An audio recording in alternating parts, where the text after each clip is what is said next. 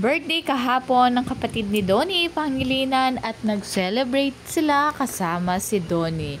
At nga ang post niya sabi ay happy birthday, love you and behind all that you do. Kasama nga nila Donnie ang kanilang mamo na nag-celebrate at nag-golf sila. At marami ngang naghihintay sa greetings ni Bel Mariano kay Hannah. At about sa ganyan ay hindi mapublic si Bel panigurado in private binati niya ito. Ngayon lang napansin na ang kausap pala ni Donnie Pangilinan ng kanyang tita na asawa ni Gary V.